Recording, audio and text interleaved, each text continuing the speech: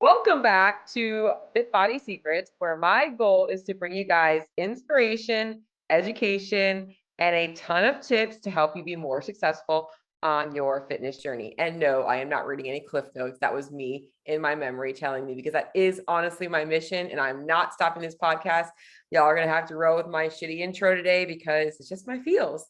I've kind of got this new thing about not judging myself and just rolling with it and knowing that my mission is to kind of help you guys out, and sometimes it's not always going to be perfect. So here we are in today's episode.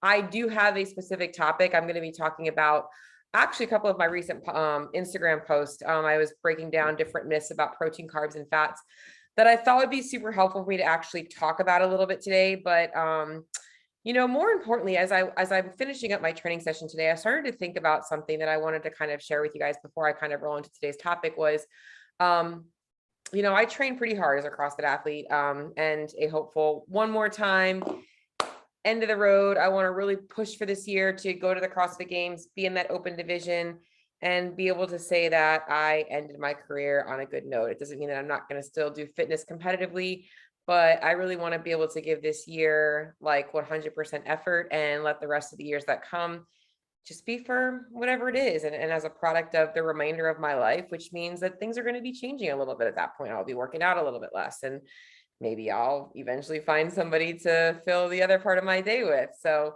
all of that stuff. But anyways, as I was thinking about my training, or this in my training session today, is I think about how long I've been doing CrossFit, 12 years. And before CrossFit, short period of time, I was a runner. Before that, I was doing home workout videos with dumbbells. And then before that, I was a soccer player. So, my body has evolved so much over the years, and it's continuing to evolve. It's constantly changing. And, I think that so many people focus so much on getting rid of fat, getting rid of fat, getting rid of fat, building muscle, building muscle, building muscle. They're always trying to do these specific things to make these changes to their body, right? And I get it. Like at one point in my life, that was me. And what I realized, and I have posted about this before, is that the thing I was reflecting on in my session today was that our body, our external body, ends up becoming a reflection of all the things that we're doing in our day to day based on internal motivators, right? So I'm motivated to go to the gym. I'm motivated to bust my ass to get to the CrossFit Games. So guess what? My body looks like an athlete because I live my life like an athlete. And if people would recognize that, I think that we could start to really change this whole like diet world and this like, oh, just living yourself the way you are world and this and that, and recognize like the body you want to achieve needs to match the life you want to live, because the life you live is going to end up giving you the body. They have to coexist. And it's why everything that I teach in my nutrition protocols is meant to be developing skills and habits that you guys are going to continue on beyond working with me. Do people need to track for the rest of their life in a food app? I don't know. Some people might. Some people just might really need that structure in their life to be able to keep them where they are. Some people thrive in that structure. Others don't want to do it because they're afraid of having to maintain this standard. And they end up defaulting to old habits and old things. Often those people end up putting the weight back on. And my mission is always to keep people maintain the results, never having that rebound action happening. And so I think if we would, I think the reason I was saying all this is because I think that if people stopped focusing so much on the best ways to lose body fat, the best ways to build muscle, the best ways to do this stuff as quick as possible, and they recognize that the best way to do that is the most sustainable way. And the most sustainable way is looking at your life as a whole, looking at the things that you spend the most of your day doing and the most of the day thinking about, and what makes you feel excited on the weekend to go do. Those habits are what's creating the body you currently have. And it's sometimes a hard conversation because I never want to tell a person like, hey, you're going to have to change some things if you really want this. But sometimes they do. And sometimes it is just as simple as not knowing that those things are a part of life and you should be able to do them. and knowing what that looks like in terms of moderation. But if that person also would put down the expectation of like, I want to lose this much weight by this date, and they're like, okay, this is who I am, this is my life, I want my life to slowly transition, and that is so helpful for people to realize that they don't have to live in this world of like every action leading to fat loss or building muscle. It just will happen over time. So honestly, if you guys want to live your best life, and this is what CrossFit does really well, is they promote general fitness, like general physical preparedness. Like they want you guys to be at a healthy body weight. They want you guys to be able to do, functional movements, and they want you to be able to run fast, lift heavy, and all these things to keep you long term, like in a good place. And guess what? It's enjoyable. Practice new sports, learn new things. That it's so important for people to recognize that our body truly is a it's literally the side effect of all the things we do, and not just for 1 or 2 days. It is literally the last 5, 10, 20, 50 years. For instance, a lot of people tend to think about, or they say, like as I started to get older, I started to put on weight, aging, and so they correlate aging with causing weight gain. And that's not the case. Like the case really is, I don't even know if I'm going to get into my topic today. This is just a good topic that I'm going on. Is the case really is, as you age, your lifestyle has likely changed. Like maybe in your 20s, you were a server at a restaurant and you were on your feet all day. And now maybe you're sitting behind a desk. Maybe you switch jobs. Maybe you are no longer an athlete. Maybe you had kids. Like maybe there are other things going on in your life that are the actual cause of why you changed your body, why your body started to change, not the aging. The aging and stuff like that is very small in the grand scheme of things. In fact, I think they say it only maybe changes your BMR by maybe 5 to 10% max. Everything else is your lifestyle. Everything else is how you're living your life. So if you're not living the life that's producing healthy habits and things like that, which I know that word is like so not sexy. Like nobody's like, oh, I've got the healthiest habits. Like nobody wants to talk about that. But in reality, it comes down to that. It comes down to not having to think twice about going to a restaurant and looking for meat and veggies. Like that's just second nature to you. By the way, that means that maybe you want to have the tortilla chips at the appetizer. Like that's also fine. But you've built those habits up. And that's what I want to teach everybody that I work with. And that's like the main thing. So I just wanted to kind of go on that tangent because it was something that I was thinking about while I was in my training session today, is that like people focus so much on the best way to get to this goal. And the real best way to get to that goal is to just look at your life and change the things that are taking you further from it. And that often means like kind of learning some new things, learning about nutrition, learning what you're doing wrong and how to fix it, and learning what you're doing really well and how to keep doing those things, and committing to it long term. Like, that's why when people are like, oh, should I go to the gym more? Yes, this and that. Like, well, if you want to go to the gym more, if you know you want to work out more, then absolutely. If a person's only going to the gym like once a week, of course I'm going to try and get them up to like 3 to 5 days. But at the end of the day, like I don't want people doing double sessions and things like that if they don't want to do that. If they want to do that, go for it. But think long term, not just short term goal. Think long term life change, not short term, I want this goal by X date. Because at the end of the day, and I think about this a lot in CrossFit, the CrossFit Games happen for 1 week out of the entire year. Okay. And if you want to count semifinals, maybe 2 weeks. If you make it to semifinals, you get your semifinals week, and then you have the CrossFit Games a few months later, right? If you lived your whole life for those 2 goals or that 1 goal, and you weren't happy in the process of achieving it, like, why is it worth it? Like, you're going to live the other 360 days of your life miserable for a goal? No, you got to fucking love that shit. You got to love it. You got to love the way it makes you feel. Now, I'm not saying that everybody's going to, well, I should say this. Like, honestly, I do think people will start to love the food that they eat. I really don't think that anybody, I was going to say, I don't think that you're always going to love eating broccoli. I'm like, no, people shouldn't be eating things that they don't like. They should be actually eating things that they want. Now, I will say this, if you are working on a goal and you are in a calorie deficit, obviously it's not always fun to be hungry. At some point you're going to want to eat at maintenance, but nothing else should change. It's not like I'm eating this diet food or whatever. Like, you might be in that time being smarter with your calories, which I do this. Like if I like peanut butter. So If I'm working on a little bit of a cutting, then I'm probably gonna go powdered peanut butter. If I'm not, then I'm gonna have the real thing, you know? So it's knowing that, and that's really important for you guys. So hopefully that was a helpful way for me to start going into some education today.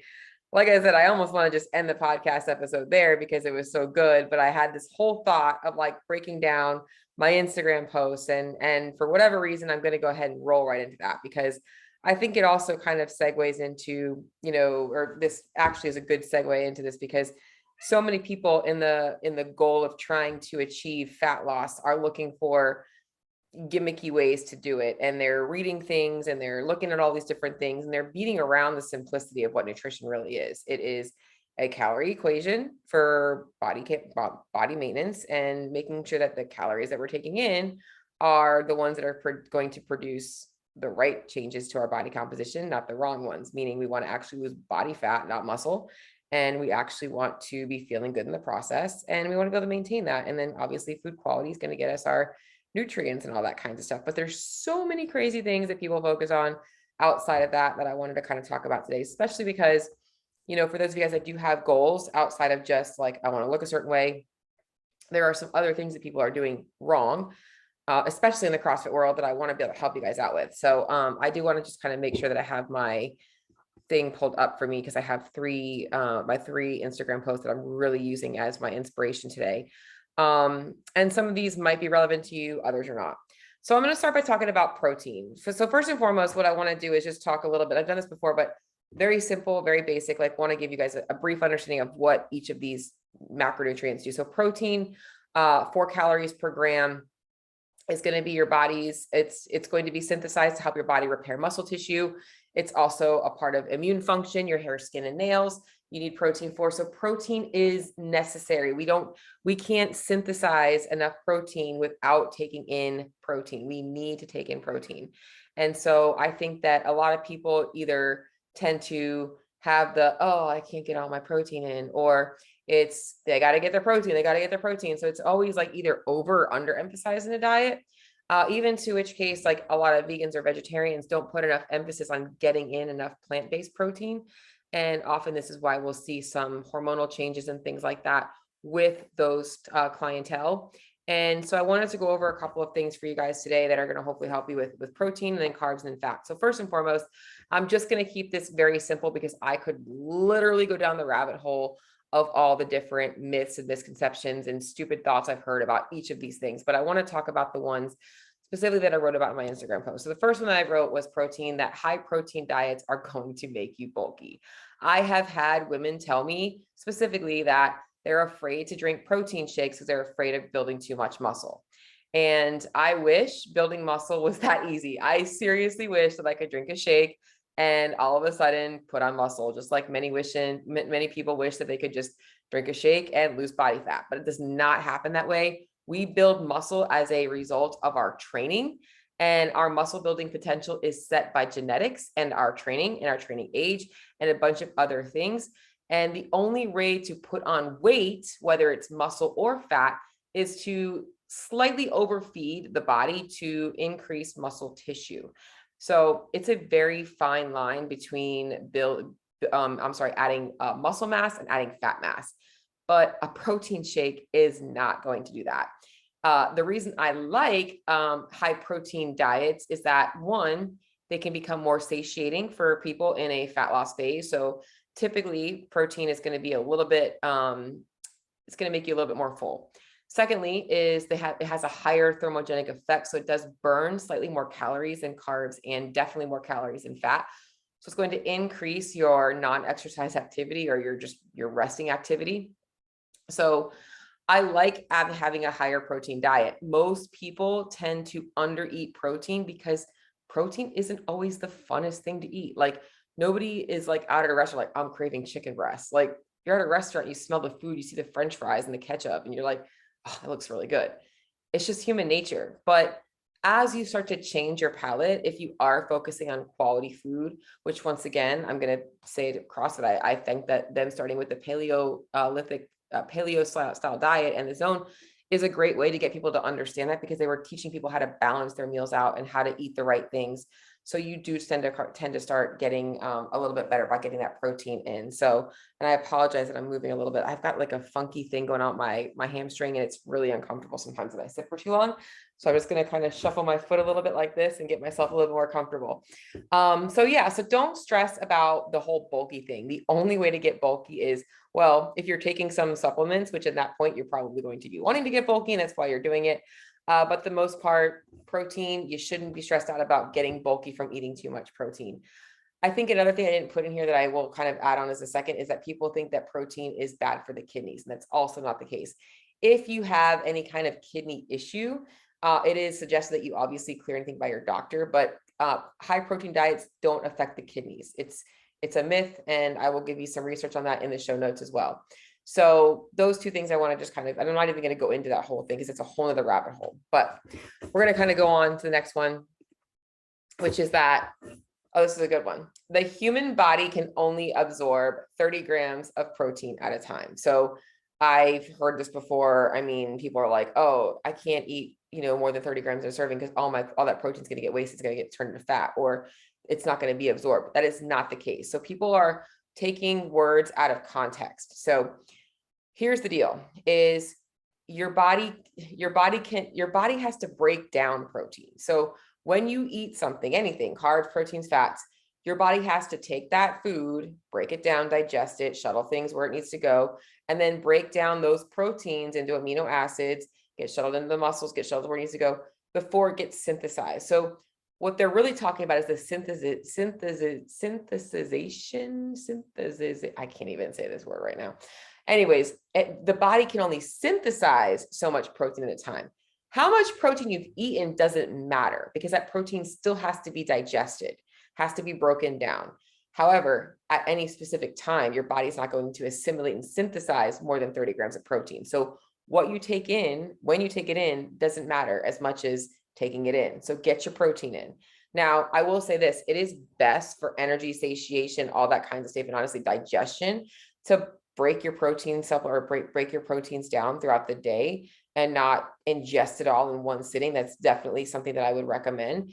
But I just want you guys to know that it's not about, how much you take in. So if you've missed a protein feeding earlier in the day and you want to double up at dinner time, do it. Totally do it. Protein's going to be your best friend.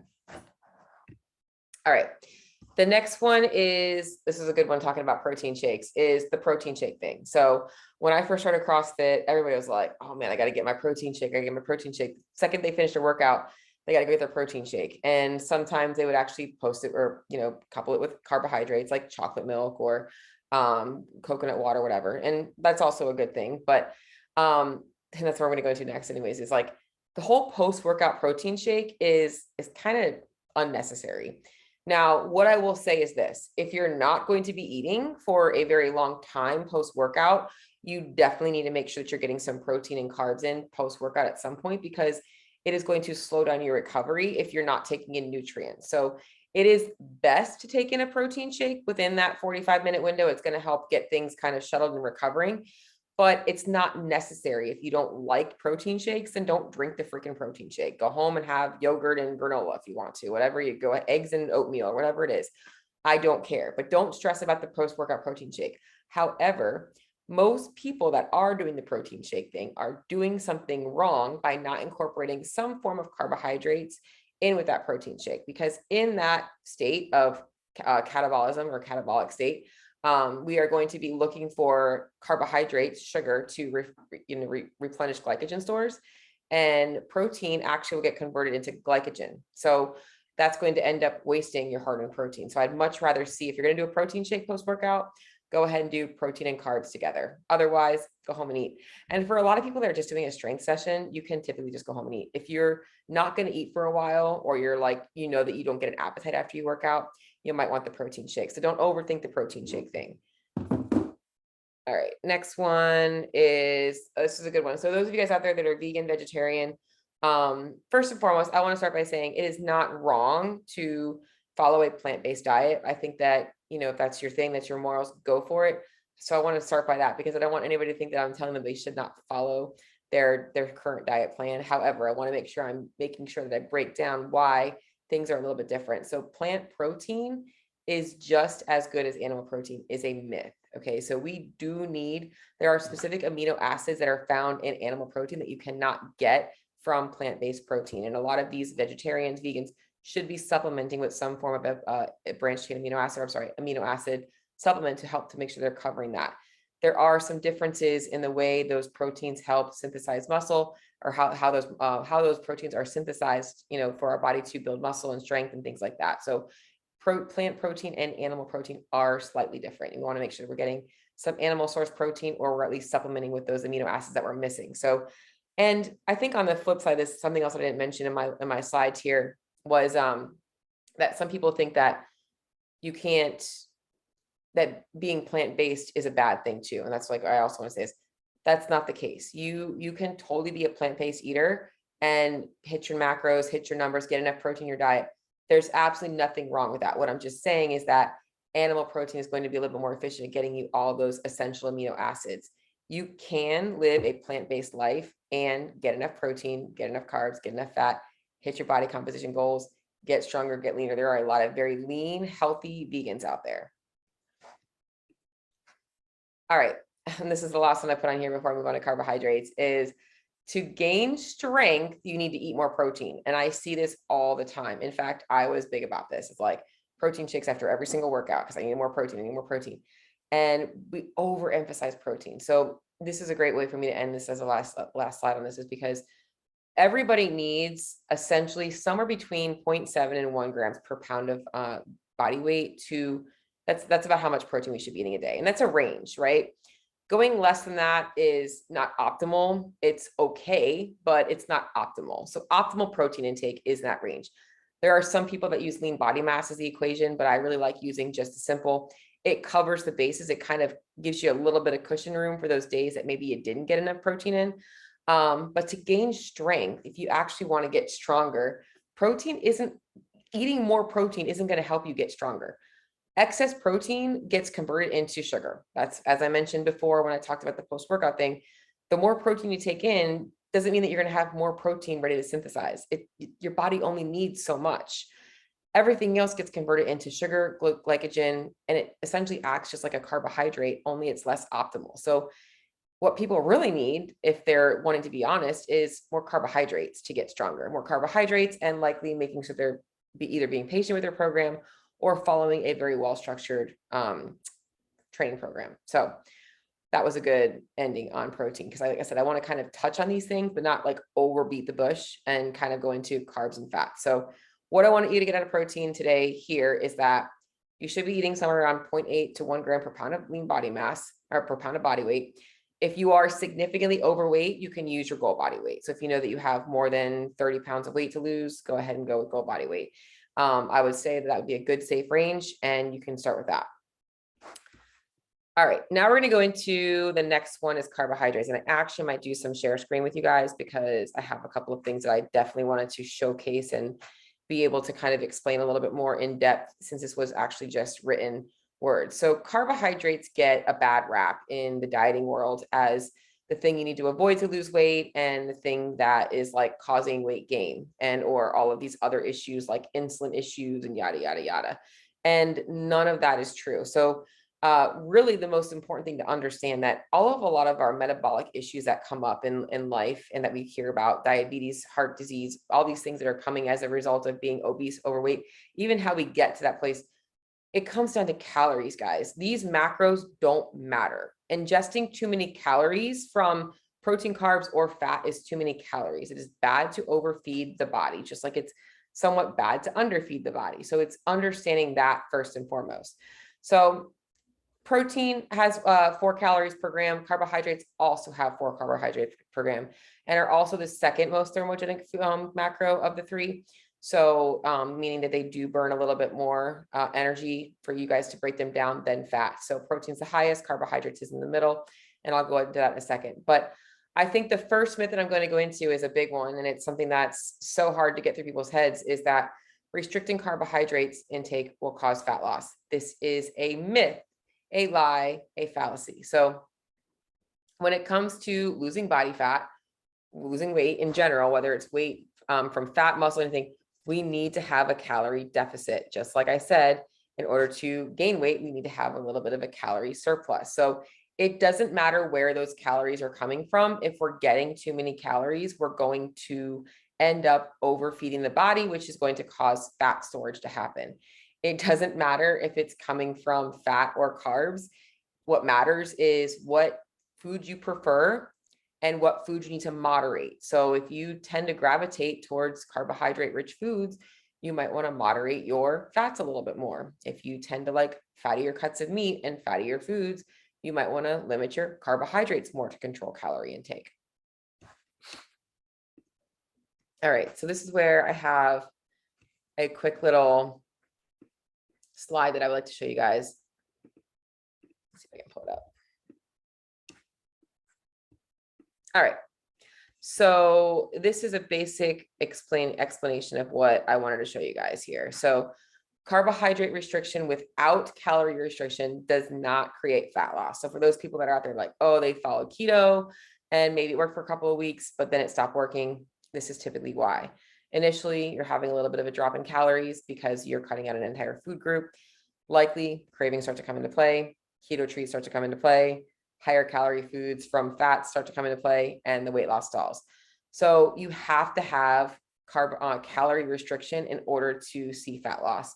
So what I have here is 3 different breakdowns. And the first one is a moderate carb diet, which is where I think most people honestly want to live. It's a moderate amount of carbs, about 40% of your diet from carbohydrates.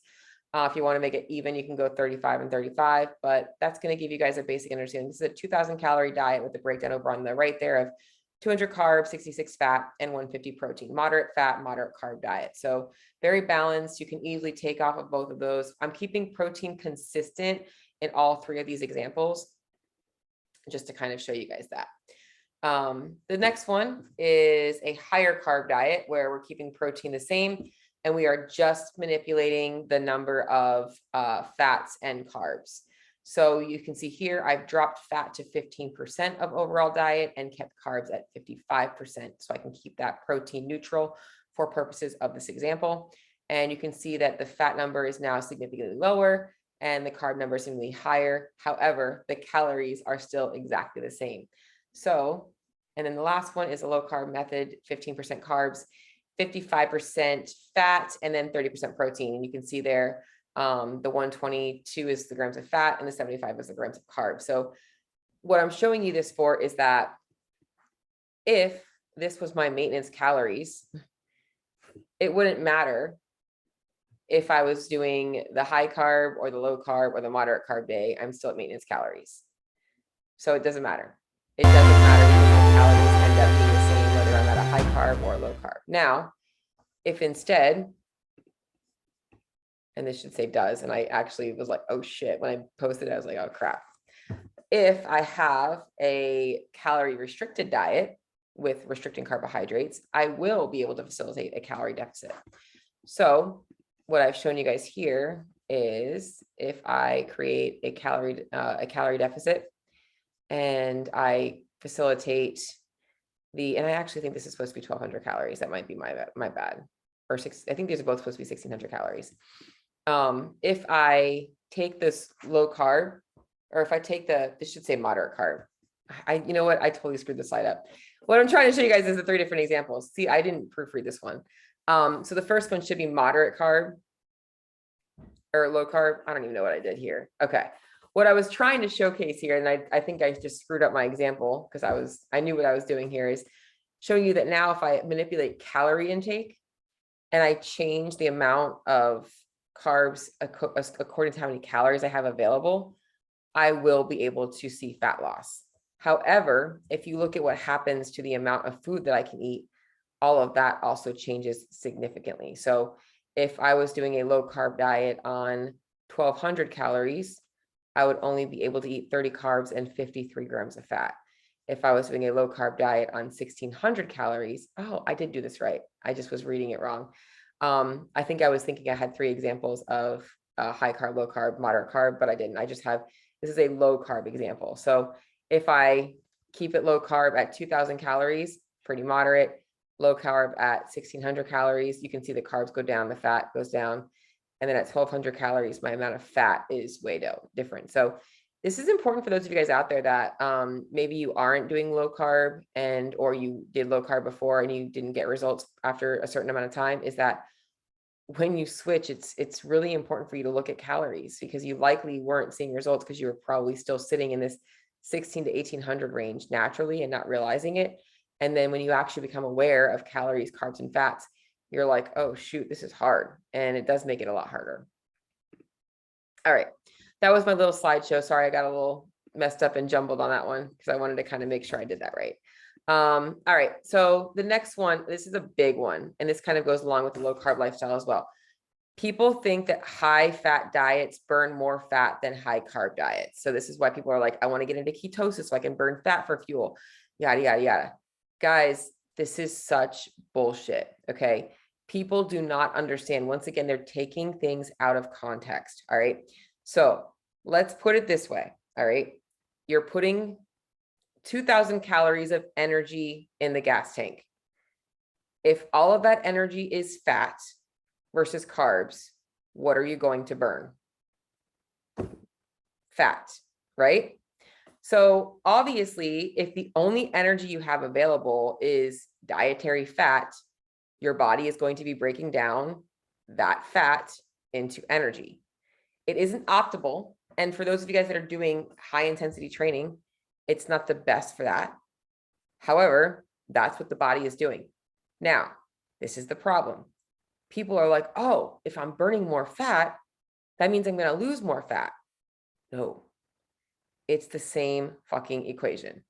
The calories in matter most. It doesn't matter if you're burning carbs or fat. If you have too many calories, you are not going to lose weight. If you're in a calorie deficit, you are going to obviously lose weight. Once again, going back to the thermic effect of feeding, carbs are more thermogenic. So guess which one is actually going to cause you to burn more calories? The carbohydrate rich diet. So this is where people kind of get off on a down the rabbit hole. It doesn't really matter. So high fat versus low fat doesn't matter. It's calories that matter. Burning fat versus burning carbs doesn't matter. People are also going to go down the whole rabbit hole of like insulin resistance and things like that. Guys, honestly, what you eat has less of an effect on your insulin sensitivity than your habits over time. That doesn't change with one meal.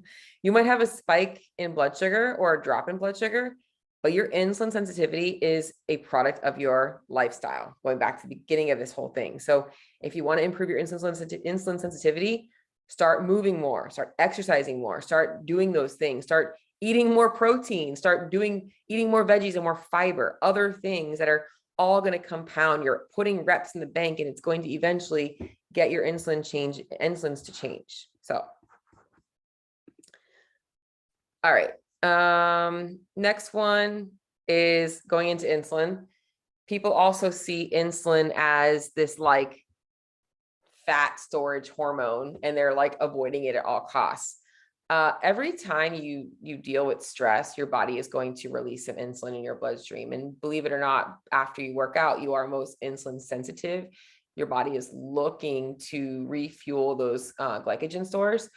Insulin is not a bad thing. Obviously, too much of anything is a bad thing, but people focus so much on like how insulin relates to our body composition.